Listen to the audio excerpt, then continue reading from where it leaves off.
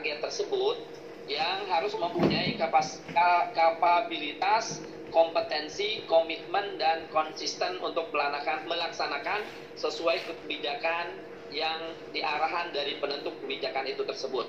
Nah, kemudian juga mempengaruhi lingkungan, keadaan sosial ekonomi publik, ya, di dukungan publik maupun kultur populasi tempat sebuah kebijakan diimplementasikan juga akan mempengaruhi keberhasilan kebijakan publik.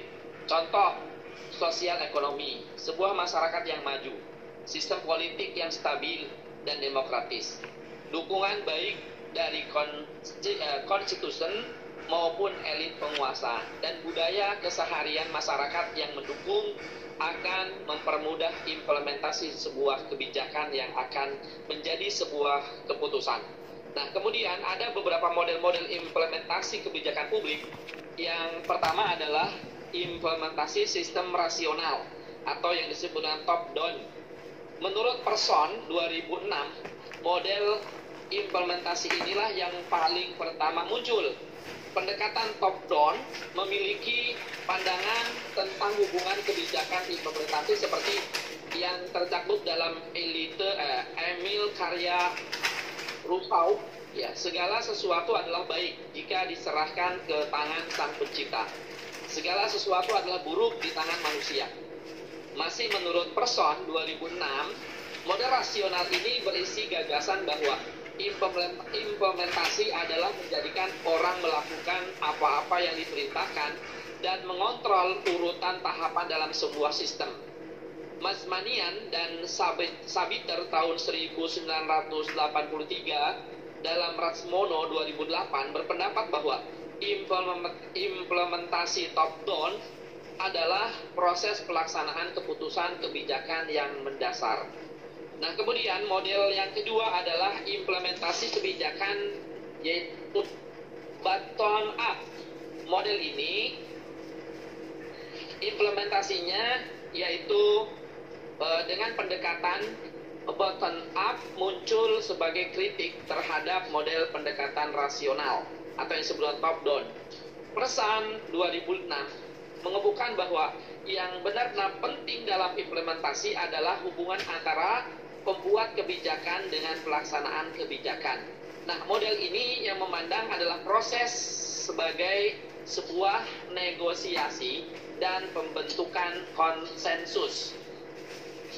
Teman-teman, masih banyak lagi sebenarnya model evaluasi kebijakan publik.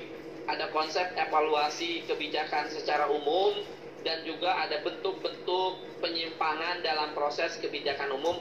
Mungkin dari saya cukup sekian, ya kesimpulannya saja barangkali adalah tentang studi kebijakan publik melihat proses pembentukan kebijakan sebagai suatu proses siklus di mana terdapat berbagai tahapan yang pasti dan terulang kembali. Nah, tahapan-tahapan pembentukan kebijakan publik yang terdapat dalam proses siklus tersebut adalah problem identification, agenda setting, public formulation, politik legitimation, public implementation, dan politik evaluation. Nah, satu demi satu tahapan dalam proses pembentukan kebijakan publik menunjukkan bahwa memang suatu tahapan proses kebijakan publik terkait dengan tahapan-tahapan sebelumnya dan sangat mempengaruhi tahapan yang akan selanjutnya. Adanya siklus kebijakan memberikan keuntungan antara lain untuk membantu mempermudah kompleksitas perumusan kebijakan publik, memberikan kesempatan yang bagus untuk melakukan kajian-kajian kebijakan publik yang relevan secara sistematis dan analitis sesuai dengan batasan area. Dan sebagai tolak ukur untuk menilai efektivitas dan efisiensi sebuah kebijakan itu dapat dilihat berdasarkan masing-masing tahapan tersebut. Inilah barangkali yang dapat saya sampaikan. Barangkali kalau ada permasalahan silahkan didiskusikan. Terima kasih. Ya, selanjutnya bisa didiskusikan.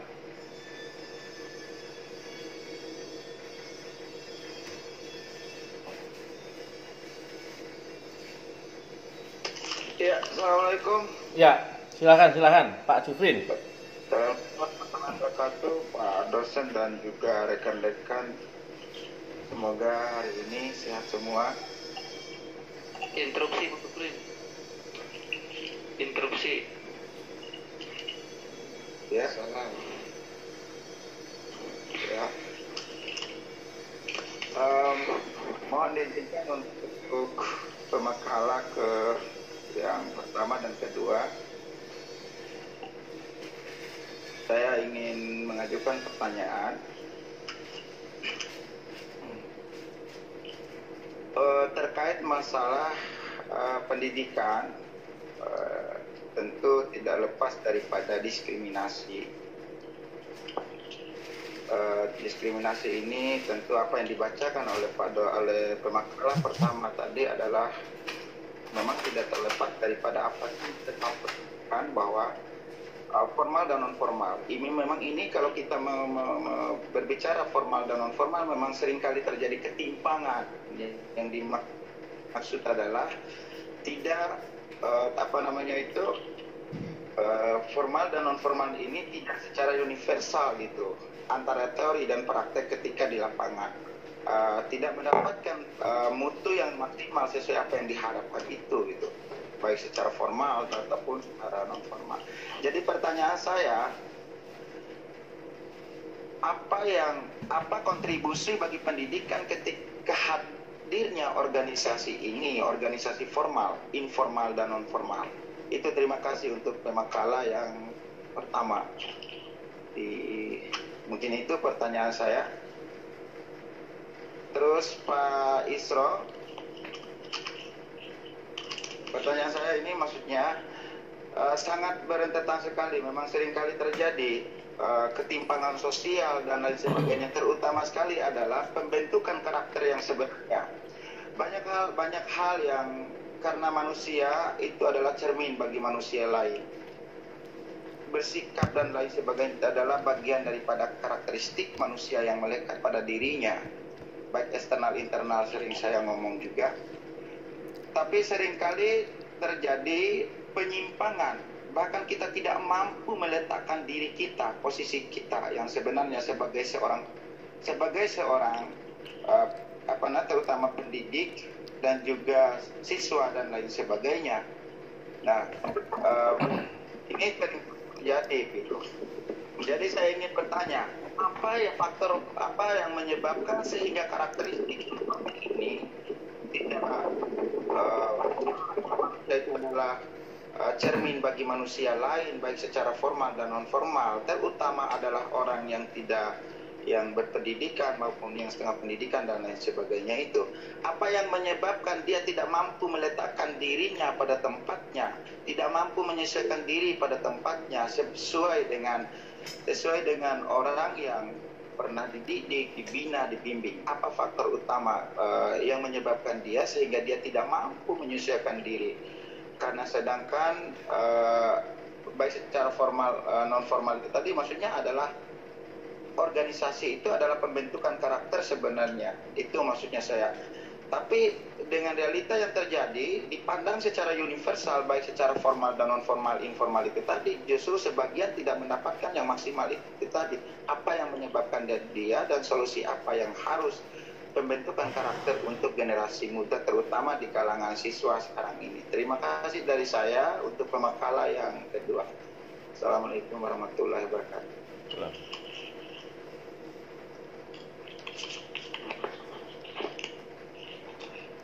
Ada lagi? Halo. Ya itu saja mungkin Pak dosen dan juga. Ya yang lain Pak, Bapak Ibu yang lain ada lagi yang mau menyampaikan pandangannya.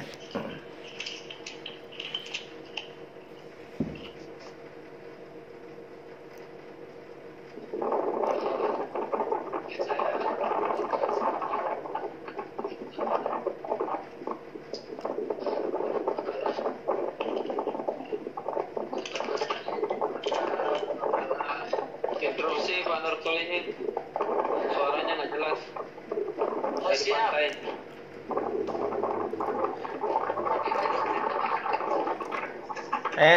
Suara kipasnya terlalu besar, suara kipasnya. Itu kipas musola ya, waktu masuk masjid. Nggak boleh itu, ini di rumah ini. Baik, terima kasih. Terima kasih sekali, bagus sekali judul makalah dari Pak Daus, Pak Rizky dan juga Pak Dijkstra terkait dengan pendidikan yang perubahannya yang sangat signifikan terhadap dari masa ke masa, dan itu yang menjadi problema atau problem yang dilakukan oleh pemerintah kan.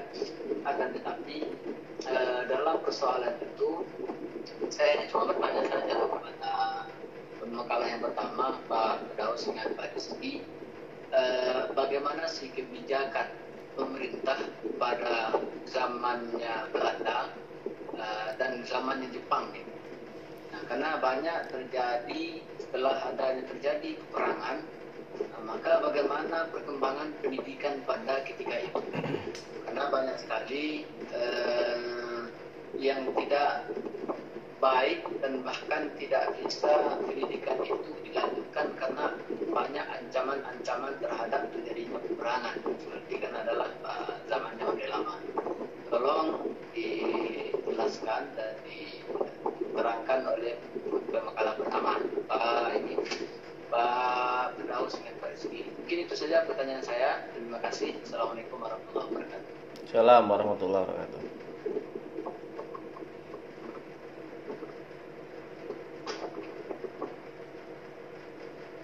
Ya, silakan yang lain.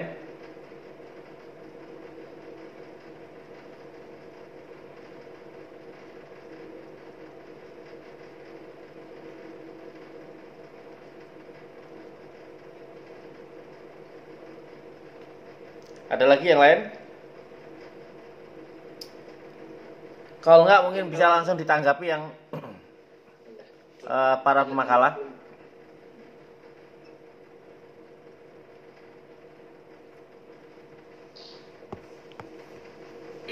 Saya menanggapi Pak dosen. Ya, silakan. Ya, menanggapi dari pertanyaan Pak Juprin, dari mana, bagaimana membentuk karakter para peserta didik yang sudah ada di lingkungan dunia pendidikan. Dari kebijakan-kebijakan yang ada, sebenarnya saya sudah sampaikan, secara kebijakan secara umum atau secara khusus, itu sudah secara real sudah bagus. Namun memang kenyataan di lapangan antara kebijakan-kebijakan yang sudah direncanakan baik secara umum dan secara khusus, dan ini kebijakan yang sudah dilakukan memang sangat terkait dengan realita atau dunia nyata pendidikan yang ada di lingkungan sekolah dan lingkungan rumahnya. Ya. Kenapa saya katakan demikian? Karena suatu kebijakan itu yang sudah direncanakan baik, bagus, tapi tidak didukung dengan personil, baik itu peserta didik atau dengan sumber daya pengajar, guru, ataupun dengan orang tua, ya, ini tidak akan terrealisasi atau terlaksana dengan baik. Salah satu contoh, misalnya dalam dunia pendidikan agama gitu, di lembaga pendidikan atau di dunia sekolah, jam agama itu sangat sedikit. Seminggu itu 4 jam, 1 minggu 4 jam. Jadi 2 jam untuk materi, 2 jam lagi untuk praktek. Nah, sehingga apa yang terjadi di masyarakat kita, para peserta didik itu ya tadi karena kurangnya ilmu agama, pendidikan agama, baik secara material atau secara akhlaknya, itu sangat dipengaruhi lebih banyak di lingkungan rumahnya.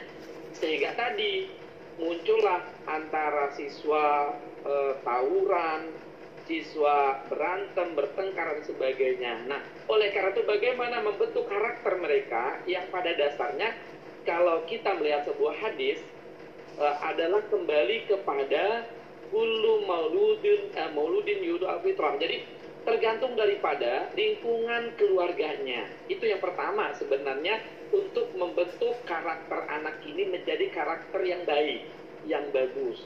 Nah, satu lingkungan keluarga. Nah, yang kedua adalah lingkungan masyarakat sebenarnya.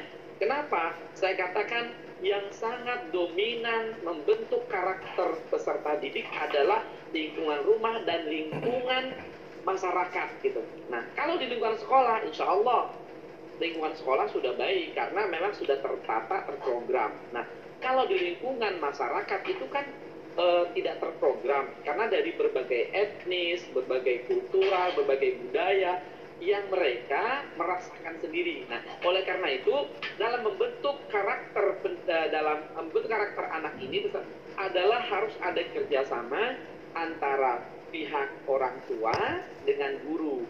Nah, oleh karena usulan saya sih sebenarnya jam agama itu harus diperbanyak di sekolah gitu, supaya si anak ini dapat menerima pelajaran agama itu lebih banyak lagi. Itu saja barangkali jawaban saya, Pak Jupri. Kurang lebihnya mohon maaf. Ya, mungkin ada yang lain. Pak Usro, videonya nggak nyala ya? Ya, mungkin yang lain silakan. Halo Pak, mungkin bisa saya menambahkan sedikit atau silakan Pak dari pertanyaan Pak Jopri. Ya.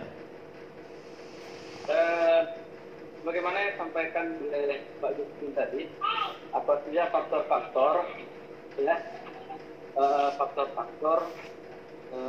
terhadap pendidikan di dunia saat sekarang ini. Nah, kalau saya melihat di kondisi saat sekarang ini, sebagaimana juga yang disampaikan oleh Pak Haji Isra, bahwa ada beberapa faktor terjadinya perubahan-perubahan atau disebut dengan minimnya pendidikan agama. Yang pertama sekali adalah faktor yang disampaikan oleh Pak Haji Isra adalah faktor lingkungan keluarga. Nah, lingkungan keluarga itu adalah sangat berperan dalam membentuk moral keluarga. Maka beranjak dari keluarga lah moral keluarga itu dipertaruhkan. Beranjak dari keluarga itu moral keluarga dipertaruhkan. Nah, intinya adalah orang tua yang sangat dominan dalam membentuk moral pendidikan anak-anaknya. Toh jika seandainya orang tua lengah, akibatnya akan fatal bagi seorang anak. Nah, jika seorang orang tuanya lebih hati-hati memberikan panutan dan pendidikan kepada anak, maka anaknya tersebut akan menjadi lebih terarah dan lebih terpendidik apa yang disampaikan oleh kepada anaknya. Kemudian faktor yang kedua adalah faktor pendidikan agama. Nah, kalau kita lihat di zaman sekarang ini, pendidikan agama sangat rentan. Dewasa ini kalau kita lihat pendidikan agama, dewasa ini moral keluarga kadang-kadang dipertaruhkan. Nah, orang tua lah yang sangat dominan dalam membentuk moral keluarganya.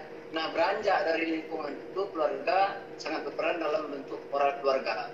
Nah, beranjak dari lingkungan itulah orang tua tentunya lebih berhati-hati dalam memberikan panutan dan pendidikan kepada anak. Kalau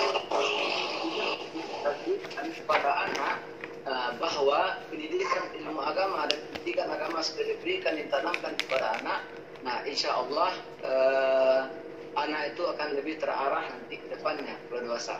Nah, kemudian faktor yang ketiga adalah infiltrasi kebudayaan luar. Nah, ini yang sangat riskan sekali, yang sangat kita khawatirkan. Infiltrasi kebudayaan luar, masuknya kebudayaan luar dari daerah kita memang sudah tidak dapat dicegah lagi.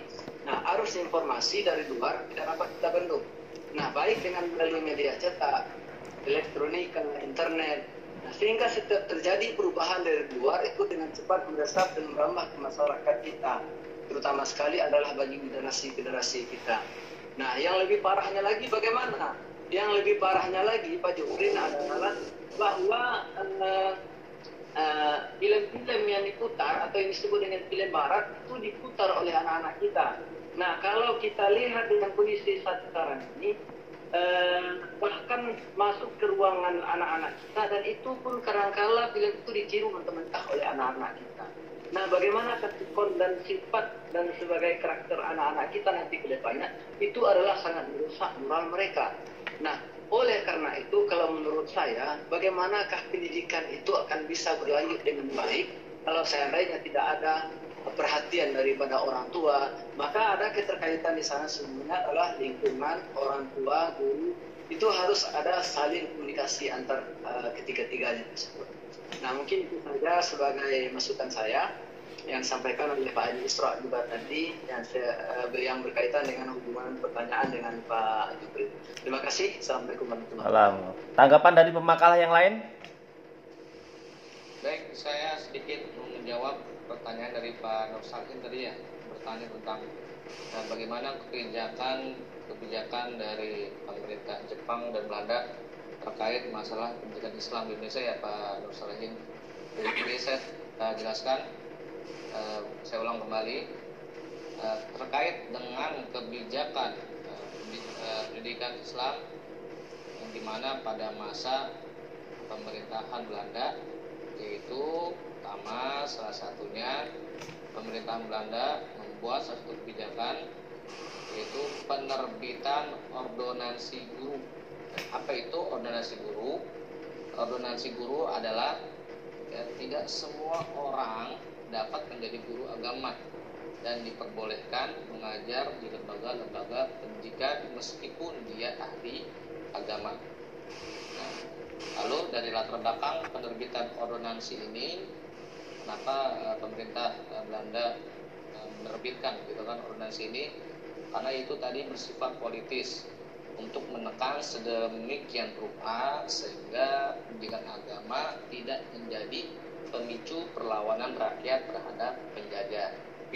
Karena pernah dalam tahun 1888 yang ditempatkan di Cilegon pernah ada perlawanan rakyat terhadap pemerintah Belanda.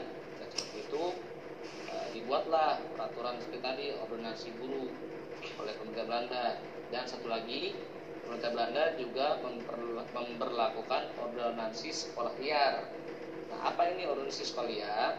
Ordonansi sekolah liar ini mengatur tentang kewajiban mendapatkan izin dari pemerintah Hindia Belanda bagi penyelenggara pendidikan, lalu melaporkan kurikulum dan keadaan sekolah. Jadi setiap tempat pendidikan harus mendapatkan izin dari pemerintah Hindia Belanda untuk menyelenggarakan pendidikan, melaporkan kurikulumnya dan keadaan sekolahnya. Nah, kalau tidak ada kelengkapan laporan, maka akan ditutup kegiatan pendidikan tersebut. Maka inilah yang tadi disebut dengan ordonansi sekolah liar, dan tadi juga ordonansi guru. Jadi begitu Pak Nur Salihin tentang kebijakan pemerintah Belanda dalam pendidikan Islam pada zaman pra-kemerdekaan. Ini dari kamu Daus, Ustaz. Ya, saya mau coba menjawab pertanyaan Pak Juprin ya. Apa kontribusi pendidik organisasi formal dan non formal ya? Memang disebutkan yang ke-10 tadi ya, banyak pro dan kontranya, yaitu terutamanya di pasal 12 ayat 1 yang berbunyi setiap peserta didik pada setiap lembaga satuan pendidikan berhak mendapatkan pendidikan agama sesuai dengan agama yang dianutnya dan diajarkan oleh pendidik agama seagama. Nah, di pasal 13 itu ada jawabannya ya. Pendidikan formal, informal, dan non formal itu dalam mewujudkan generasi itu emang sangat penting ya. Dan jawaban Pak Juprin yang permasalahan formal dan non formal di pasal ayat 1 ayat 13 itu berbunyi pendidikan informal adalah jalur pendidikan keluarga dan lingkungan berbentuk kegiatan belajar secara mandiri. Nah, mungkin di ayat 13 ini bisa menjadi solusinya ketika pendidikan non formal dan formal itu tidak signifikan. Jadi pendidikan non formal yaitu di dalam lingkungan keluarga sendiri. Karena keluarga adalah salah satu pusat pendidikan yang memiliki peran penting untuk membentuk karakter seseorang juga. Jadi di luar formal dan formal, informal juga, jadi sangat penting, dan itu adanya di pasal 1 ayat 13, dan yang tadi saya terangkan itu ayat 12. Jadi tidak ada informalnya. Baik, saya kira diskusi kita cukup ya, supaya kelas ini nggak terlalu lama juga, kasihan nanti kalau terlalu lama teman-teman nih, ya, supaya fokus kita. Pertama, saya sampaikan bahwa perkuliahan pekan depan kita tidak online seperti ini karena pekan depan kita sudah jadwalnya UTS. Nah, soalnya mungkin bisa ditulis, nanti dikerjakan di pekan depan, bisa dikirimkan ke email saya. Jadi sebelum ke soal itu saya sampaikan begini, ketika kita bicara tentang kebijakan, itu ada istilah membuat materi kebijakan. Yang kedua, mengimplementasikan kebijakan. Ini dua hal yang berbeda. Apakah sedang membuat kebijakan atau mengimplementasikan kebijakan. Nah, terkait dengan dua hal tersebut, untuk UTS itu yang kedua, kita tentang implementasinya. Nanti soalnya begini, teman-teman membuat tulisan, saya tidak menentukan berapa banyak lembarannya, berapa halaman, enggak. Tapi yang jelas teman-teman membuat analisa berapapun boleh, bahkan 1 halaman pun boleh ya, enggak harus banyak. Boleh, tapi diketik ya, jangan ditulis tangan, nanti repot tulis tangan ngirimnya itu. Diketik. Nah, soalnya begini, buat analisa tentang efektivitas kebijakan pendidikan Islam. Saya ulang, efektivitas kebijakan pendidikan Islam pasca penerapan surat edaran Kemendikbud nomor 4 tahun 2020 tanggal 24 Maret 2020. Jadi itu nanti soalnya udah clear ya. Saya ulang. Oke, saya ulang soalnya, buat analisis tentang efektivitas kebijakan pendidikan Islam pasca penerapan surat edaran Kemendikbud nomor 4 tahun 2020. Surat tersebut di tanggal 24 Maret ya, 24 Maret 2020. Nah, nanti buat seperti makalah, tapi halamannya nggak usah tanya berapa halaman Pak, nggak usah nanya halamannya jumlahnya. Ya boleh sedikit dan banyak, tidak mempengaruhi. Yang mempengaruhi adalah isi dan analisisnya nanti ya. Tapi perlu ada dasar teori. Teman-teman perlu mendasarkan apapun dengan teori dan kebijakan pendidikan itu. Teori tentang kebijakan pendidikan kan tadi tentang kebijakan pendidikan, sama teori efektivitas, disebut efektif itu seperti apa supaya nanti bisa ngukur. Kemudian gunakan footnote ya, gunakan footnote. Itu tentang UTS. Clear ya? Nah, yang kedua terkait dengan kebijakan pendidikan ini, sejatinya tadi sudah disampaikan oleh pemakalah termasuk Ustadz Isro dan pemakalah-pemakalah yang lain ya. Dan ini ada kaitannya dengan pemakalah yang kemarin. Apakah kebijakan pendidikan itu termasuk kebijakan publik? Nah, misalnya itu. Kalau mengacu pada beberapa literatur, kebijakan pendidikan itu menjadi bagian dari kebijakan publik. Alasannya apa? Paling tidak melihat dari ciri-cirinya. Ciri-ciri kebijakan publik itu, pertama, kebijakan publik adalah kebijakan yang dibuat oleh negara. yaitu berkenaan dengan baik lembaga eksekutif, legislatif, yudikatif. Negara ini bisa dari pusat sampai ke daerah. Maka hierarkinya itu ada kebijakan pusat, kebijakan daerah, dan seterusnya. Yang kedua, kebijakan publik adalah kebijakan yang mengatur kehidupan bersama atau kehidupan publik, dan bukan mengatur kehidupan orang seorang atau golongan. Itu kebijakan publik itu seperti itu cirinya. Kebijakan publik ini mengatur yang tentang masalah bersama atau masalah pribadi atau golongan, tapi menjadi masalah bersama. Itu ciri yang kedua. Ciri yang ketiga, dikatakan sebagai kebijakan publik jika manfaat yang diperoleh oleh masyarakat yang bukan pengguna langsung dari produk yang dihasilkan itu jauh lebih banyak atau lebih besar dari pengguna langsungnya.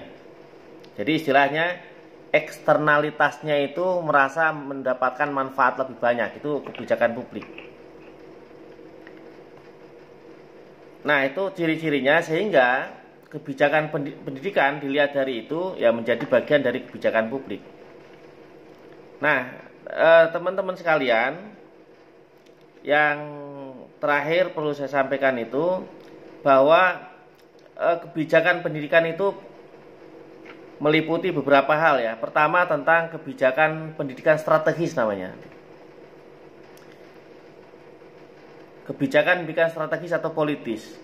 Ini berkaitan dengan penetapan politik atau strategi dasar negara yang menyentuh wewenang dan penyelenggaraan tugas lembaga pemerintahan di bidang pendidikan. Jadi itulah sebabnya kenapa kebijakan itu memang perlu memperhatikan kalau di kita itu dari Sabang sampai Merauke, bagaimana kebijakan ini bisa memasukkan semuanya itu gitu ya.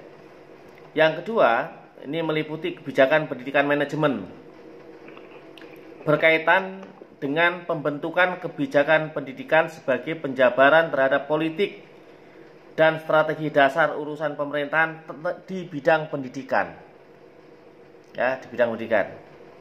Kemudian yang ketiga, kebijakan pendidikan teknis. Ini yang sering kita ketahui, sering kita rasakan, itu kebijakan pendidikan teknis. Sebagai acuan dalam pelaksanaan pencapaian sasaran-sasaran tertentu secara teknis dalam rangka pelaksanaan kebijakan pendidikan yang pada umumnya.